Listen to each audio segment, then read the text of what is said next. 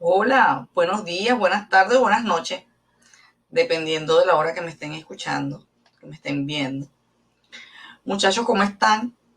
Aquí está su profesora Leira nuevamente, Leira Aldana, en un día más en nuestra formación como en el área de economía básica. El día de hoy nos corresponde hablar de otro módulo, que es el módulo de la macroeconomía.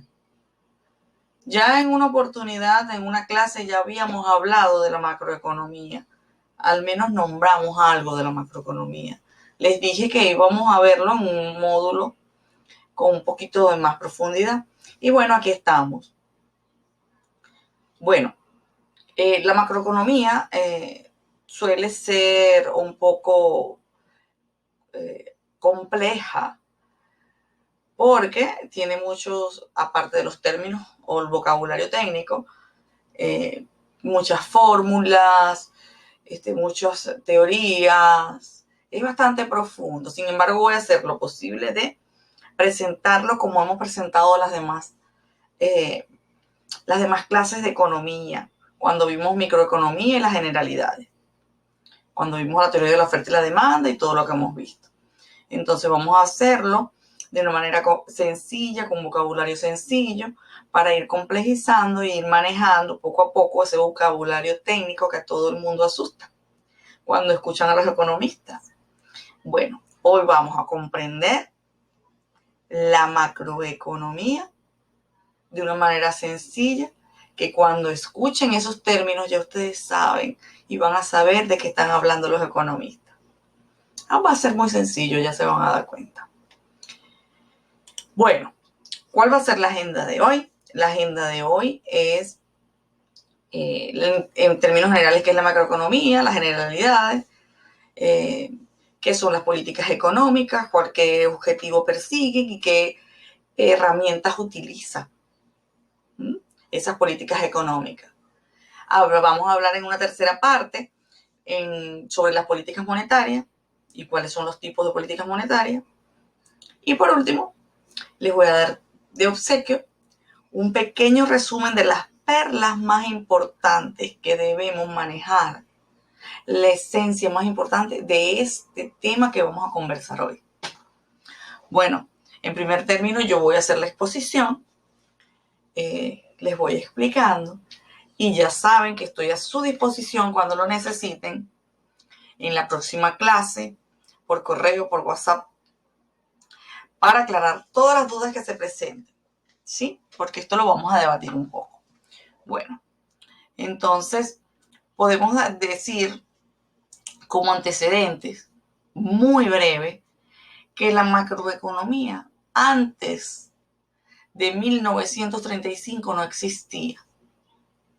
Los economistas anteriores a John Keynes, que es el precursor del término macroeconomía, estaban casados, vamos a decir algo, sostenían de las teorías de que el mercado era el que iba a definir todo, que no había que tener ninguna participación el Estado dentro de la economía. Pero el británico John Keynes, a través de su obra Teoría General de la Ocupación, el Interés y el Dinero, ¿verdad? Analizó las causas, porque ya para ese tiempo estaba la guerra, la posguerra. Entonces él se dio cuenta de que ese momento de depresión en los años 30, gran parte de la población de Estados Unidos y de Inglaterra estaba desempleada. Y él analizó las causas de ese desempleo, las causas de la recesión y cómo gestionaban los bancos el dinero, los bancos centrales el dinero. Analizó por qué algunos países prosperaban y otros se estancaban. Y así creó su teoría, que aunque siguen escribiendo los economistas posteriores a él, sigue siendo base. Su visión sigue siendo la base para todas las teorías que han venido. una vez que ya hemos hablado de quién es el precursor de esto, pasemos entonces a hablar de la macroeconomía. La macroeconomía estudia la economía nacional, la economía de un país, la economía global. Es la parte de la teoría económica que se encarga de estudiar, de analizar el comportamiento de la economía en su conjunto. Analiza el crecimiento a largo plazo, los movimientos cíclicos entre la producción, entre el desempleo, la inflación, el comercio, las finanzas, pero en totalidad, como cuentas de un país. Estudia los indicadores globales de la economía, ¿verdad? Pero mediante el análisis de los agregados económicos. ¿Y qué son los agregados económicos? Primer término técnico que ya vamos a afinar. Cuando un economista hable de los agregados económicos, está hablando del resultado total de lo que han realizado los agentes económicos. Uy, y ahora, ¿quiénes son los agentes económicos? Bueno, los agentes económicos son la familia, la empresa y el Estado. ¿Se recuerdan que hasta ahora hemos visto la oferta y la demanda y el mercado? La oferta, la demanda y el mercado son parte del entorno microeconómico. Pero ¿cómo él hace la macroeconomía para analizar esa totalidad de transacciones que tiene la familia con la empresa, esa compra, esa venta? Lo hace mediante variables agregadas o variables macroeconómicas. Cualquiera de los dos nombres se puede utilizar. Cuando hablamos de variables agregadas o variables macroeconómicas, hablamos de indicadores. Análisis de indicadores. En unas láminas siguientes vamos a hablar sobre los indicadores. Entonces, ¿qué es lo que en general hace la macroeconomía?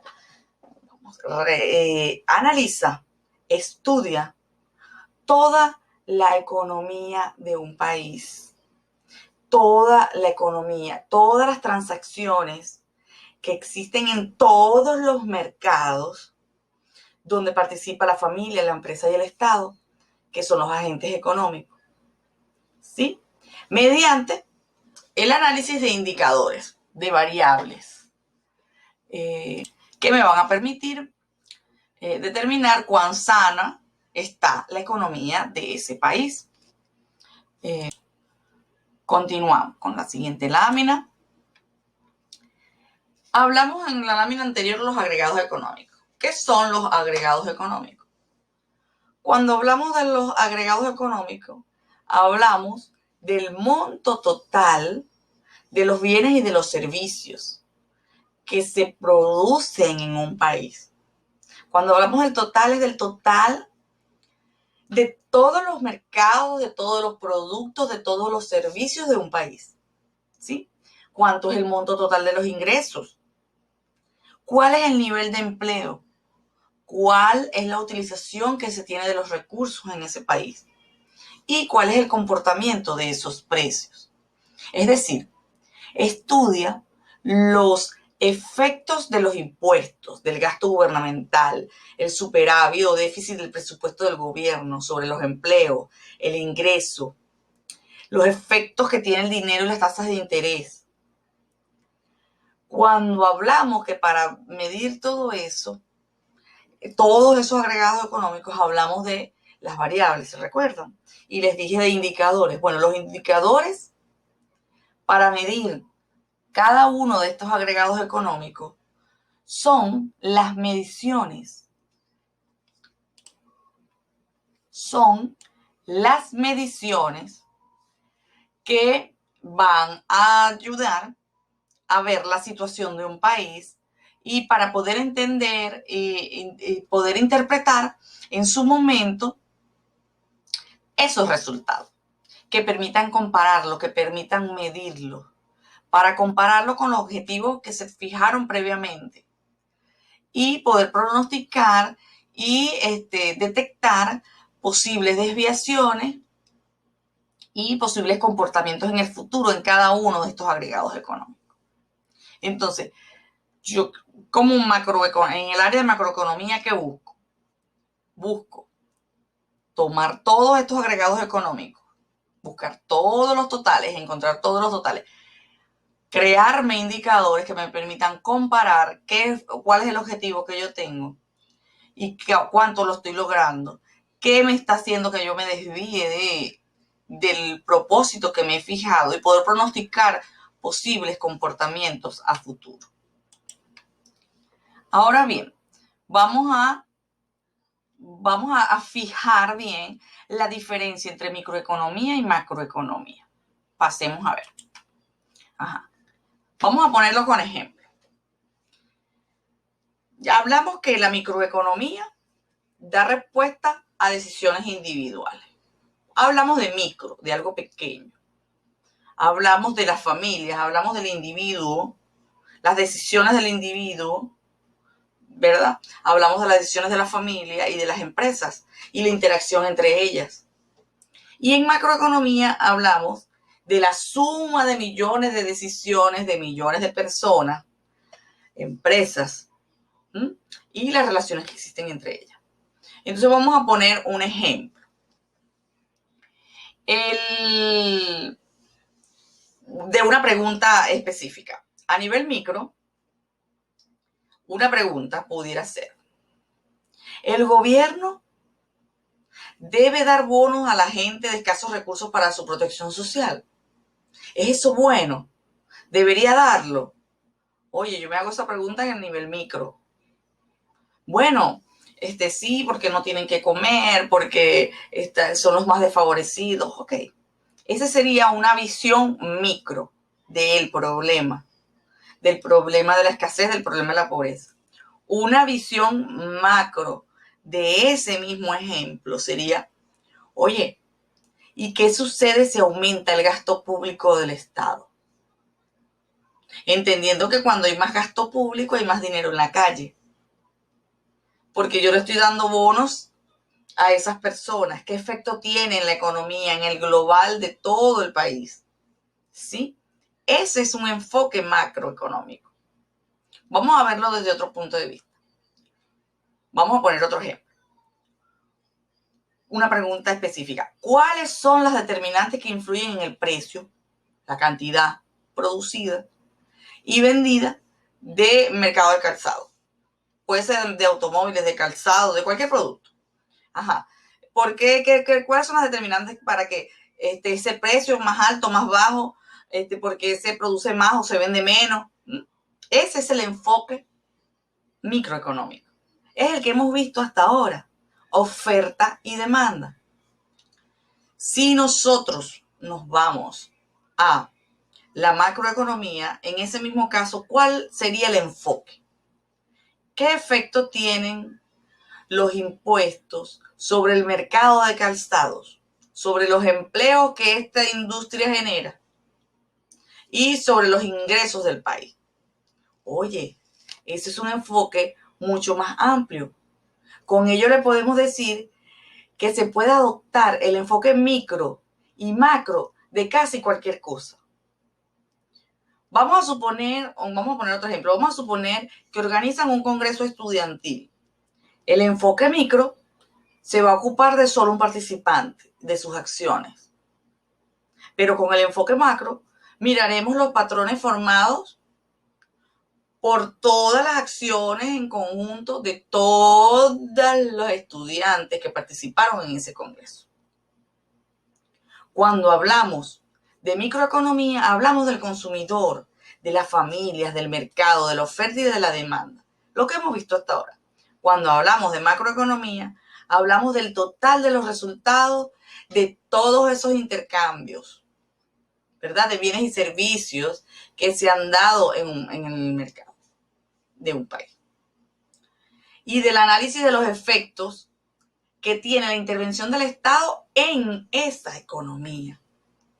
Porque también tiene que evaluar, Bueno, el Estado hace una intervención determinada. Bueno, ¿qué efecto tiene eso en la familia, en el ahorro, en el empleo, en los precios? ¿Sí? Ya estamos viendo más o menos el enfoque. Por ejemplo, en la macroeconomía le interesa es aumentar los ingresos del país. ¿Sí? Viendo desde macroeconomía es aumentar los ingresos del país. Pero la distribución equitativa de ese ingreso no es su objeto de estudio. Por tanto, los niveles de pobreza de un país pueden ser altos en un país con una producción alta o con ingresos altos. De ahí es donde viene la creación en 1900 y tanto, pero en los gobiernos se adoptó ese estudio mucho más adelante, del coeficiente de Gini, que permite, es un indicador también que mide la desigualdad. Eso fue creado por un italiano para los años 1920, por ahí. Un método, este es un método para medir la desigualdad. Este método de coeficiente Gini también mide entre el número del 0 y 1, donde 0 corresponde a la perfecta igualdad. Todos tienen los mismos ingresos y 1 es la perfecta desigualdad, donde una sola persona es la que tiene todos los ingresos. Entonces, este coeficiente se calcula a nivel de los países y se va viendo si esa riqueza más o menos cómo se está distribuyendo en el país. Eso también es un análisis de macroeconomía, pero de una corriente de la macroeconomía. Pero en general busca incrementar los ingresos. Bueno, vamos a continuar ahora mirando lo que hemos hablado hasta ahora del circuito macroeconómico, pero en una economía abierta. Vamos a fijarnos esta gráfica que tenemos aquí. En esta gráfica, esta gráfica la vimos en otra clase, pero la traje con la intención de mirar y fijar lo del circuito macroeconómico y el microeconómico. En el microeconómico sabemos que están las familias, las empresas, el mercado. En esta gráfica podemos ver los flujos, tanto de financieros como de recursos físicos. Entonces, fíjate que hay otros elementos.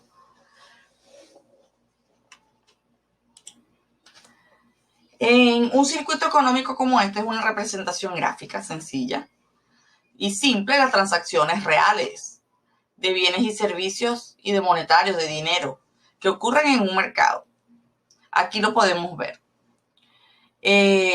Dentro de la economía de cualquier país. Fíjate, aquí tenemos las empresas, el mercado laboral, los hogares, el mercado de bienes y servicios y tenemos la administración pública.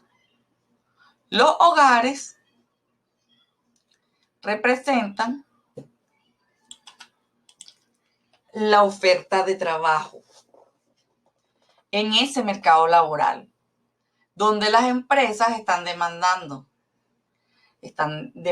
necesitan mano de obra, así como la administración pública necesita mano de obra. Los interesantes de este circuito económico que ya les he hablado es que los ciclos económicos del flujo del dinero, de los flujos financieros, son cambiantes, son fluctuantes. Crecen y decrecen, es un ciclo fluctuante. Y en una economía cerrada, cuando hablamos de una economía cerrada, en un modelo de economía cerrada, es que no hay ningún intercambio con los otros países. Por tanto, todo lo que se produce internamente se consume. No se realizan importaciones, exportaciones y no tengo comunicación y estoy aislada como país totalmente. Sin embargo, cuando hablamos de un circuito de economía abierta, estamos hablando de que hay una interacción comercial con el exterior. Por eso es que aquí vemos en uno de los elementos del circuito, vemos el extranjero, que tenemos las importaciones en la flecha roja y tenemos las exportaciones en la flecha verde. Esas importaciones y exportaciones de productos o de servicios entran en el mercado de bienes y servicios del país para suplir las necesidades tanto de las empresas como de los hogares, que son los que los consumen, y hasta la administración pública también consume. Y se vuelven parte del mercado interno. Es decir, se compra y se venden bienes y servicios, activos financieros también, y se comparte con las economías del mundo. Esta apertura se supone que es por importaciones y exportaciones, como ya les dije, y trae varias ventajas. Es posible que los consumidores de ese país tengan mayores variedades de productos para adquirir.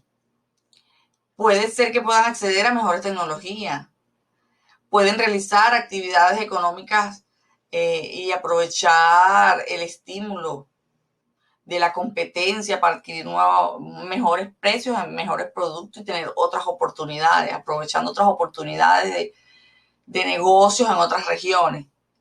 Muy bien. Como desventaja que pudiéramos tener, bueno, que si los empresarios locales no son competitivos haciendo productos favorables, productos competitivos, buenos a buenos precios, no queda fuera, va a quedar fuera en algún momento de ese mercado, porque no va a poder competir. Ejemplo de ello, por ejemplo, China.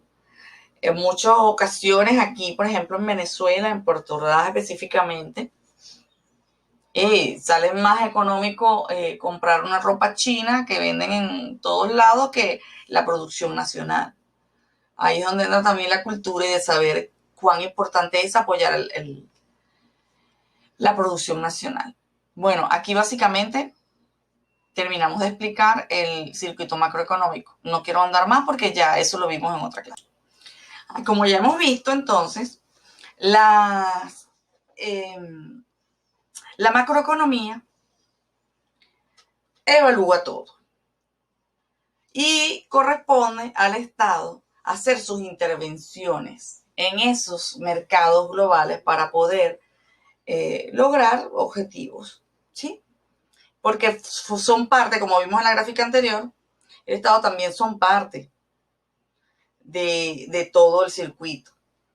Entonces vamos a ver cómo el Estado, cómo el sector público interviene. Bueno, interviene a través de la política económica. Todos hemos escuchado en alguna oportunidad la palabra políticas económicas. Eso no es más que las estrategias que tiene el sector público para intervenir en la economía y para que éste favorezca la marcha, la buena marcha de la misma y alcanzar el bienestar de la población. Es decir, una política económica me persigue lograr satisfacer las necesidades del colectivo. Las políticas económicas utilizan herramientas, instrumentos, persiguen objetivos que ya se los voy a nombrar. Más específicos, cuando hablamos de bienestar social, lo cuantifica, lo vuelve medible. De allí desprende el estudio científico de las finanzas públicas, porque las políticas públicas crean las estrategias, es decir, el sector público hace una planificación de los objetivos estratégicos y a través de eso después crea las estrategias que van a utilizar para ello. Luego, a través de las finanzas públicas, que es cómo obtengo el dinero, ¿verdad?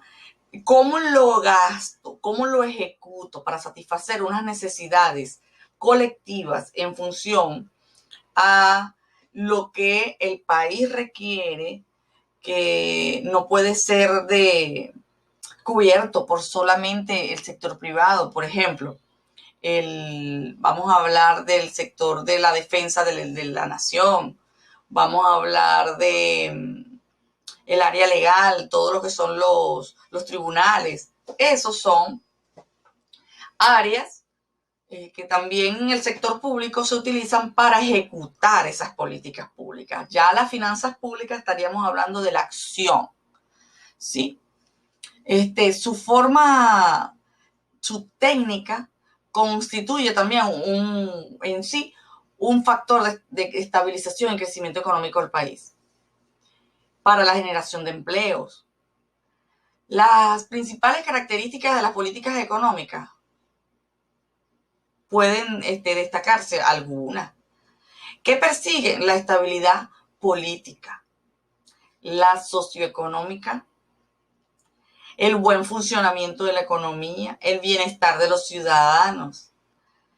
Es importante saber también que las políticas económicas son específicas de cada país, porque eso va en función de el contexto en el que se encuentre, el contexto social, la ideología de los particulares, del gobierno, de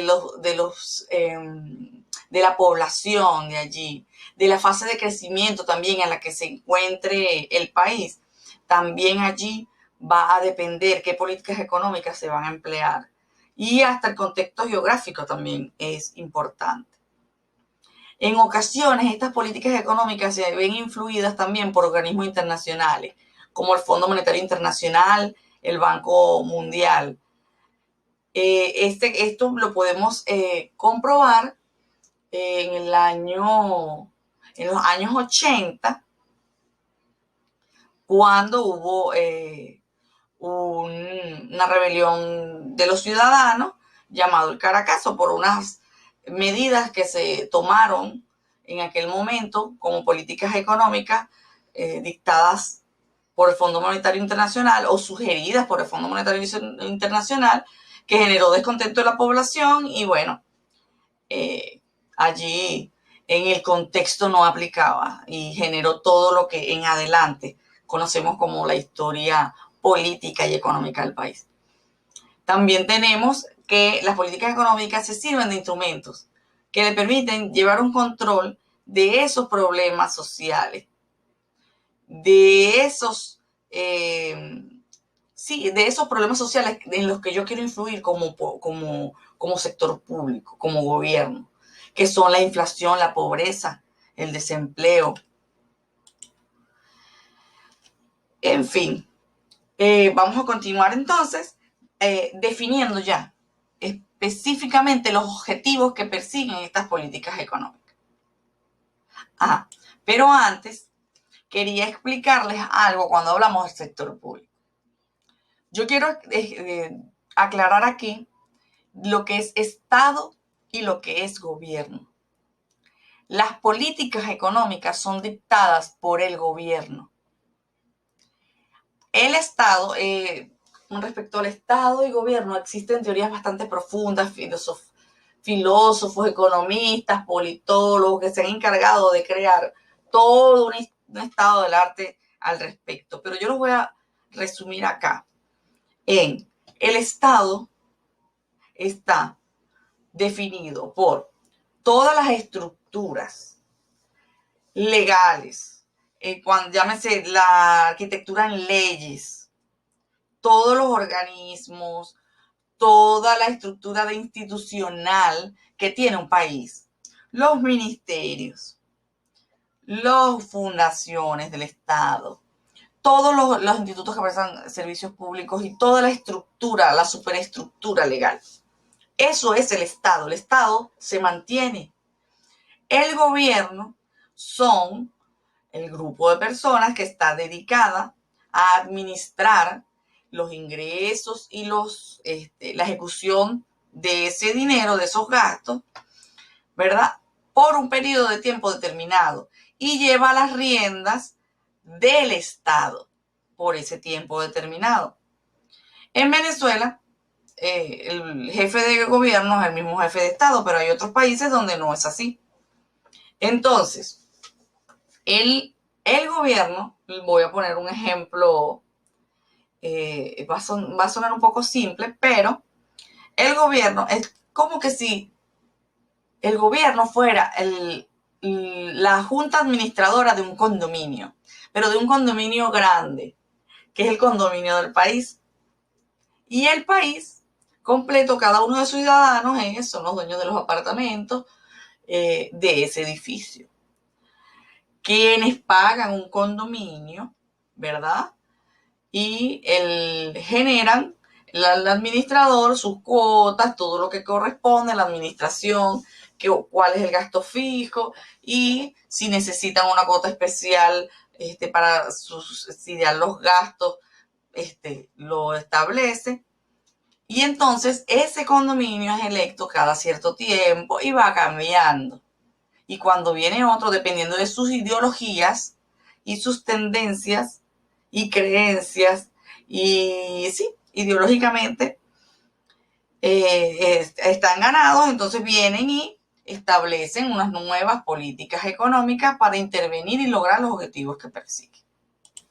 Cualquier tipo de gobierno de cualquier país, sea de la ideología que sea, teóricamente hablando, persigue con el establecimiento de sus políticas económicas tres fundamentales.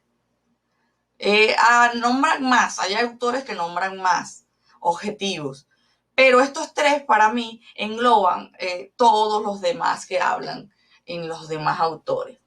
Fíjate, 3. Crecimiento económico, estabilidad de los precios y el pleno empleo. ¿Qué es lo que necesita la gente? Cuando hablamos de crecimiento económico, hablamos del incremento en la producción de bienes y servicios sostenidos en el tiempo. Mientras más producción de bienes y de servicios, mayor crecimiento económico. Mientras mayor crecimiento económico, mayores ingresos entran al país para ser distribuidos en todas las necesidades que tenemos colectivas. Llámense educación, vialidad, seguridad, todas estas, ¿sí? Y todos los servicios públicos que nosotros obtenemos de la administración pública. ¿Cómo mido yo ese crecimiento económico? Yo lo tengo que volver cuantificable para poder saber si voy bien o no voy bien con esa política económica, si estoy logrando o no el objetivo que estoy persiguiendo del crecimiento económico. Porque si no es medible, no me es útil. Entonces, el crecimiento económico, ¿cómo lo mido? Hay indicadores, que era lo que hablábamos allá arriba en las otras láminas, que son indicadores que miden el Producto Interno Bruto. Ustedes han escuchado el Producto Interno Bruto, ¿sí? Y también tenemos el Producto Nacional Bruto, el PNB. Nosotros aquí vamos a ver es el Producto Interno Bruto más adelante. ¿Cuál es el segundo objetivo? Estabilidad de los precios. ¿Qué persigue con la estabilidad de los precios? Controlar la inflación. Proteger el poder adquisitivo de los consumidores. Nosotros acá en Venezuela estamos viviendo una hiperinflación. Bueno, son multifactoriales las causas de esto. Pero las políticas económicas deben perseguir es lograr esto. Y en tercer lugar tenemos el pleno empleo. El pleno empleo hablamos es de lograr la tasa más baja, más bajita de desempleo en el país. Los indicadores de esto son la tasa de actividad, de ocupación y de desempleo. En el caso del crecimiento económico y en el caso de la estabilidad de los precios, esta información la debe suministrar el Banco Central de Venezuela. El Banco Central de Venezuela, desde el año 2016, de 2016, que modificaron su ley, entonces se reservó o como clasificados algunos indicadores que antes era obligatorio hacer público. Pero por 4 años consecutivos no se tuvo información de los indicadores económicos de Venezuela formales. Hace poco dieron a conocer algunos, pero ya a un tiempo un tiempo posterior. Y con respecto al pleno empleo, estos indicadores se consiguen en la página del Instituto Nacional de Estadística.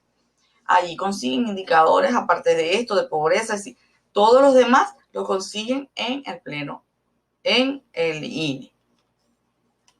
¿Cuáles son los otros objetivos que buscan las políticas económicas? El equilibrio en el mercado internacional, mantener un buen nivel de la balanza comercial, redistribuir mejor la renta de manera más equitativa para que los ciudadanos tengan una mejor vida. Realmente ese es el fin último de estas políticas económicas. Si estos son los objetivos, ¿por qué tenemos el país como está? Esa es una gran pregunta, la vamos a discutir en clase. ¿Por qué las políticas económicas que hemos llevado hasta ahora como país, como el gobierno que ha tomado, no ha logrado la estabilidad de los precios, el empleo, ¿verdad? Minimizar las tasas de desempleo y conseguir el crecimiento económico?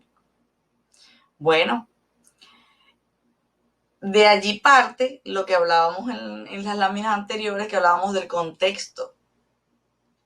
Porque me encantaría darles un ejemplo.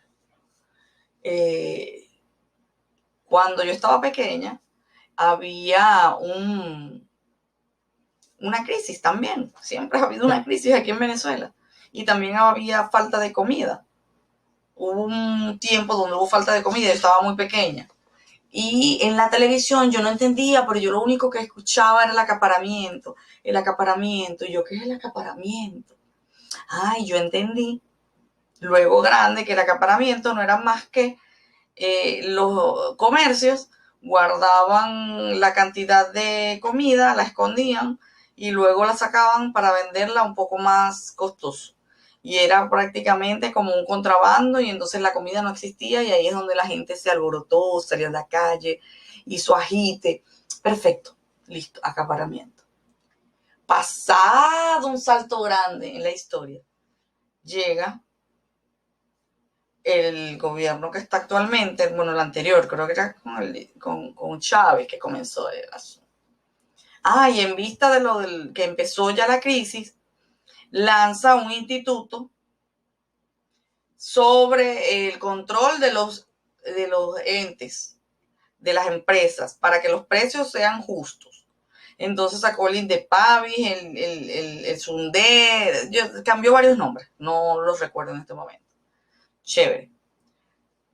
¿Qué perseguía él con su política de colocar ese instituto que regule los precios y que la gente no acapare y todo lo demás? Bueno, era evitar esa experiencia de años anteriores del fenómeno del acaparamiento. Bien, en términos generales, no vamos a ir a las especificidades de que si hace trampa o no hace trampa. Ajá. ¿Qué fue lo que sucedió luego? En vista de que estaban regulados los comercios, con ese instituto que estaba siempre sobre ellos, se dio un fenómeno que aquí no existía, que yo no conocía. Oye, pero si lanzaron esa política y era para que no sucediera algo así, mira el fenómeno que se desbordó después, que era el bachaqueo. En mi vida yo había visto un bachaqueo, aparte el nombre es tan horrendo. Entonces ya no era el comercio, ya era el que compra, el consumidor, que compraba en exceso, guardaba para hacer su negocio informal y así se movió la economía por bastante tiempo. Y todavía existe el bachaqueo en gasolina y en otras cosas. Pero con lo que respecta a comida fue muy grave. Entonces lanzan una política económica, pero el contexto cultural de la ciudadano, el contexto de la parte subjetiva del ser humano, de las características específicas, geográficas, culturales y de otros factores de no trabajar, del desempleo X, llevaron a ese nuevo fenómeno. Y todo es un experimento. En la economía todo es fluctuante y no hay una receta específica para resolver un problema. Eso es lo que quería comentarle.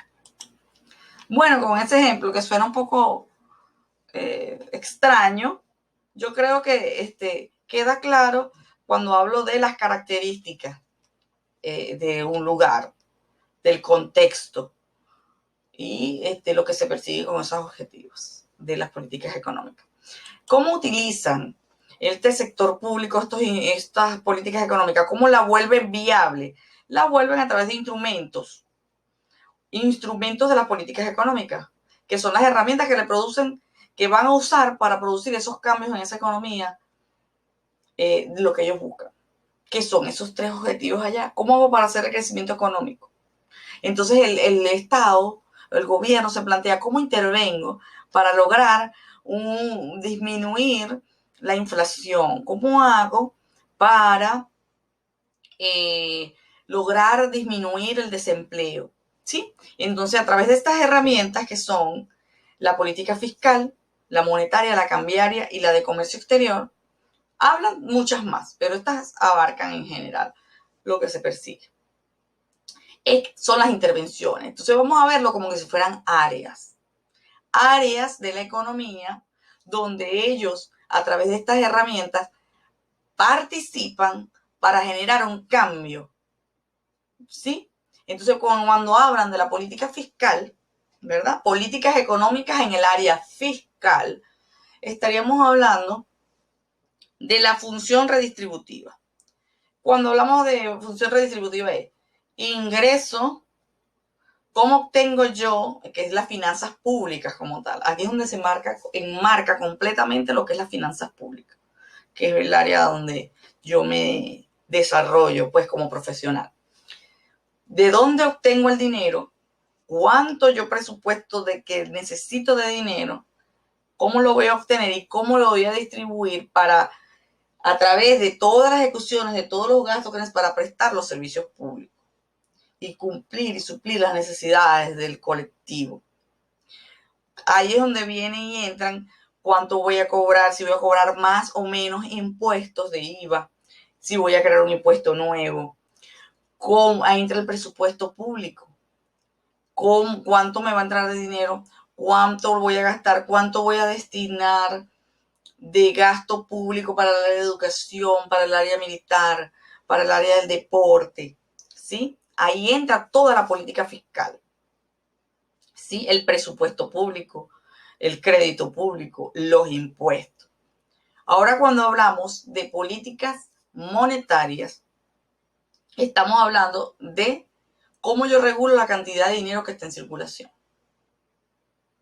Ahí hablo de tasas de interés, activas y pasivas. Hablo del encaje bancario y hablo de la tasa de redescuento. Esto de la política monetaria lo vamos a ver en 2 láminas, que con eso es que vamos a terminar porque es muy importante que lo manejemos. Cuando hablamos de la tasa de redescuento, estamos hablando de la tasa que se le cobran a los bancos comerciales para poder hacer transacciones con el Banco Central. Si hay créditos o así como un banco de segundo piso, sí. El Banco Central como un banco, ¿cuánto es lo que le cobra de impuestos? De impuestos no, perdón. De tasa a el banco del otro piso, que se le cobra como institución financiera. Y el encaje bancario, estaríamos hablando de que eso ha sido un revuelo en los últimos años, del porcentaje que cualquier banco de Venezuela debe depositar al Banco Central como una reserva obligatoria. Esto es legal porque se fija, lo fija el Banco Central y es discrecional. Ellos enmarcan de que el encaje legal es tanto por ciento, entonces de todo el dinero que tiene el banco comercial en sus arcas, de su caja, de su dinero, tiene que agarrar una parte y depositarla y guardarla en el Banco Central de Venezuela. Porque ellos son, el Banco Central de Venezuela, la autoridad monetaria en ese sentido. Y ahí están los fondos disponibles para todo eso, guardados. ¿Qué es lo que ha pasado? Bueno, que últimamente la tasa está demasiado elevada. Bajó, estaba en 93, si mal no recuerdo, el año pasado, en 93%, imagínate. Y la bajaron a 85. Quiero explicarles eso un poquito más, pero en la lámina siguiente. ¿Sí? Para continuar hablando de los instrumentos y no desviarme. Esto lo vamos a ver un poquito más adelante. La política cambiaria. ¿Cómo yo intervengo en la economía con la política cambiaria? En los cambios de divisa. Antes, cuando yo estaba pequeña, había un control de cambio, pero era un cambio que era fluctuante entre bandas.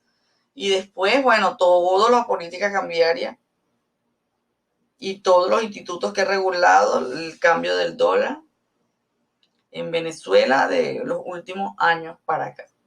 Esto lo vamos a ver más adelante. Cada una de estas la vamos a ver más adelante en otra clase. Y otra de las políticas o de los instrumentos que se puede utilizar para intervenir en el mercado global del país, en la economía, sería la política de comercio exterior. Políticas para importar, para exportar, los aranceles para importar, para exportar, cómo impulso la inversión extranjera, cómo manejo la deuda externa, básicamente. Entonces, las políticas monetarias,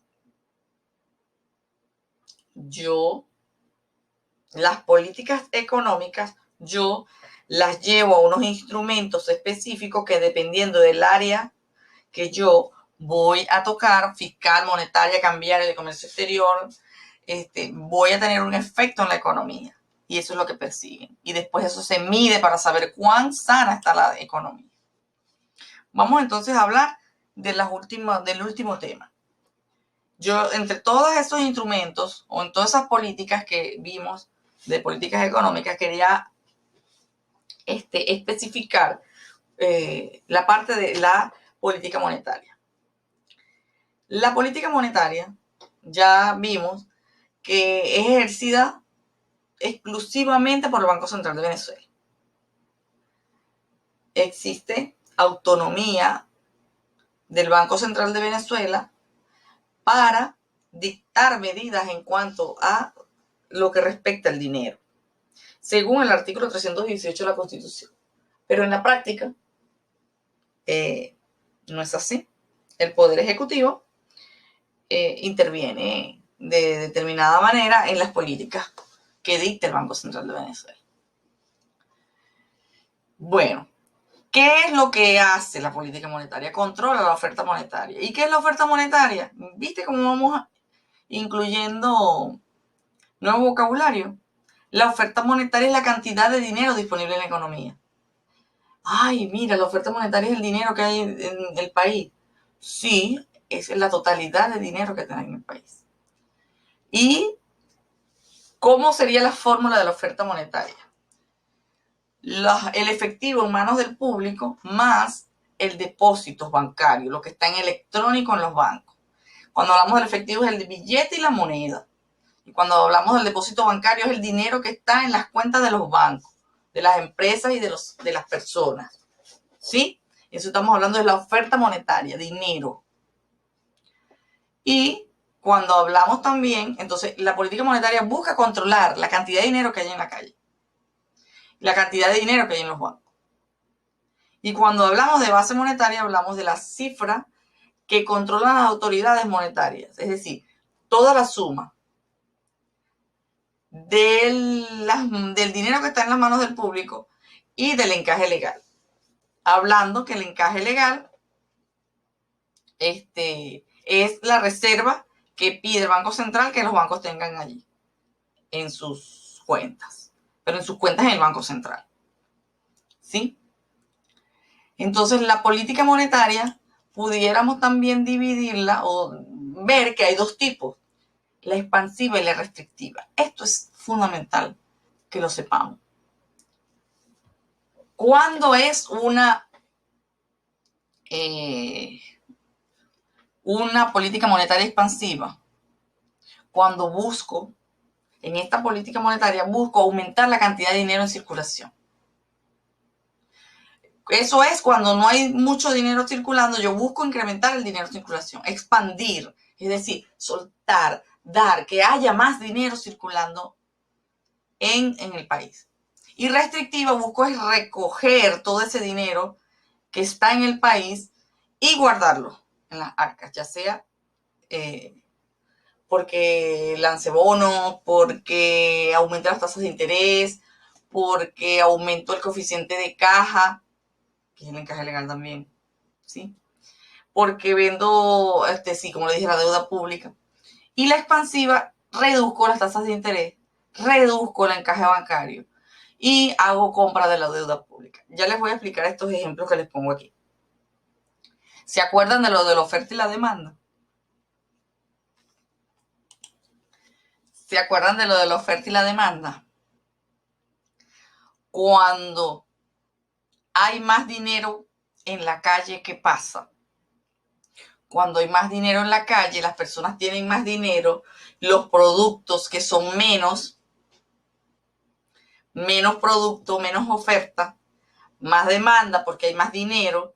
¿Qué pasa con los productos? Suben de precio, oferta y demanda. Entonces, cuando hay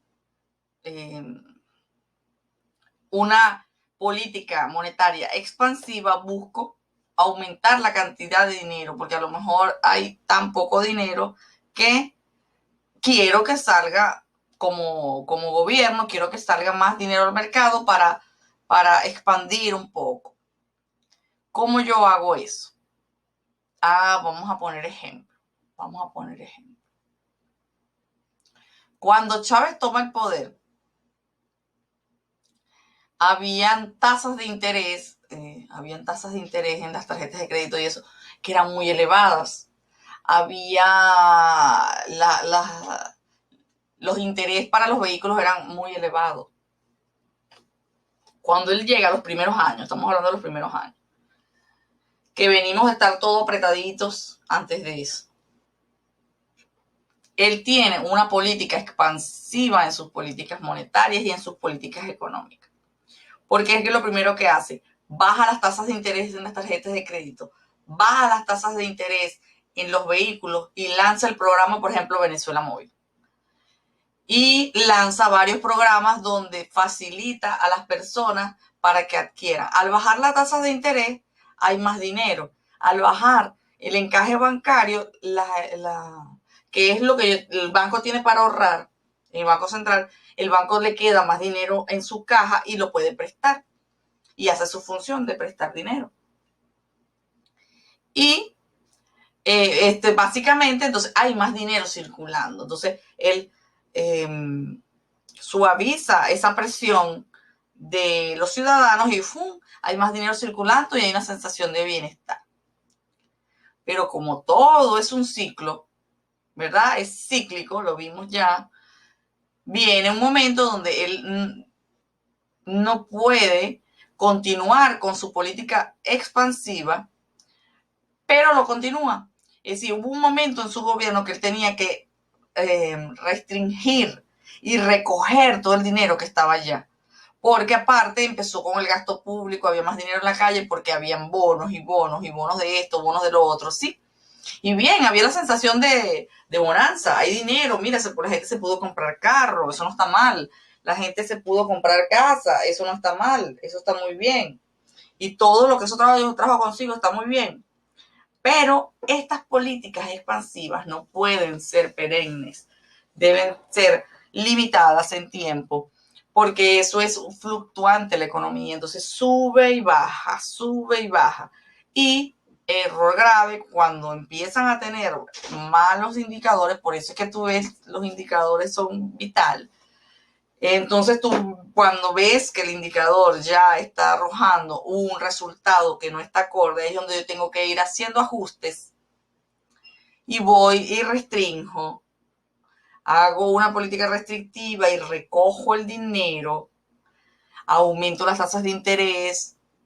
Ya la gente, como es más caro, ese dinero ahora cuesta más caro, entonces va a consumir menos, va a tener la economía, va a tener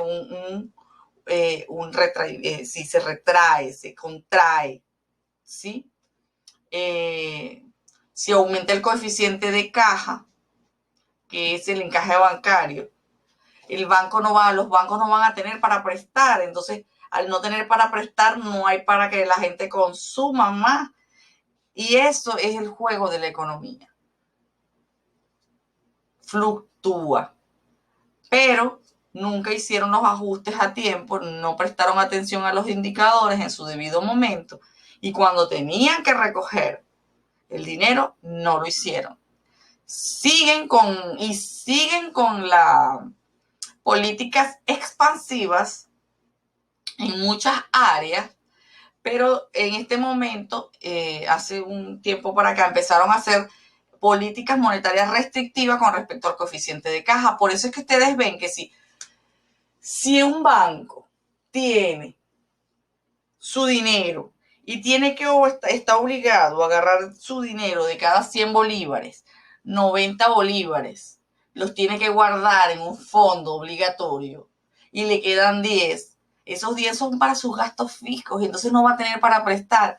Por eso es que ahora no hay tarjeta de crédito, no hay crédito de carros, no hay crédito de nada.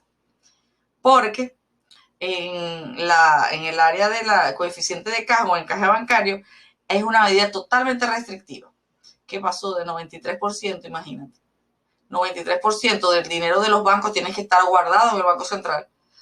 Ahorita que en enero lo bajaron a 83%. Es igual. Aflojaron un poco nada más. Es decir, hicieron una expansión de nada. Es decir, no va a representar un efecto significativo en lo que es el consumo de tarjetas de crédito y todo lo demás. Bueno, con esto terminamos. En la próxima clase, vamos a hacer ejemplos de las políticas monetarias expansivas y restrictivas y les vamos a identificar con noticias de prensa. Vamos a ir identificando si una política es expansiva o restrictiva. ¿Sí? Eso lo vamos a tener entonces para la clase que viene. Vamos entonces al resumen total. El centro de esta clase de hoy está en que la macroeconomía se encarga del estudio de la economía general y global de un país y utiliza el gobierno, ¿verdad? Utiliza las políticas económicas como estrategias para poder intervenir en esa economía y lograr un bienestar social. ¿Y qué es lo que persiguen en el fin último de esa intervención? Lograr el crecimiento económico, la estabilidad de los precios, el pleno empleo. Y esto lo miden a través de indicadores que los nombré en este momento, y hay muchos más, ¿verdad? Indicadores macroeconómicos, que lo vamos a ver más adelante porque nos vamos a ir por detalle, y que busca estos objetivos a través de instrumentos o herramientas que utiliza en el área fiscal, en el área monetaria, en el área cambiaria, en el comercio exterior. Y que pueden ser tanto expansivas como restrictivas estas políticas, y que me va a generar un impacto en la economía, y todo este sistema es lo que llamamos nosotros la macroeconomía.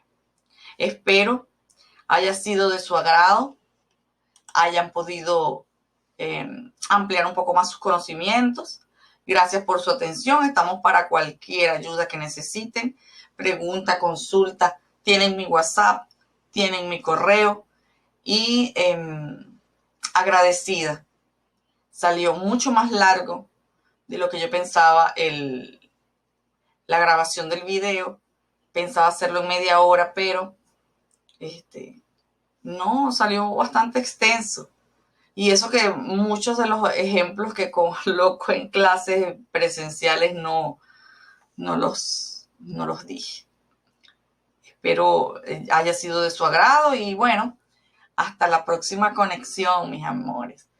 Y nos vemos entonces ahora con los detalles del conocimiento práctico de esta información de hoy.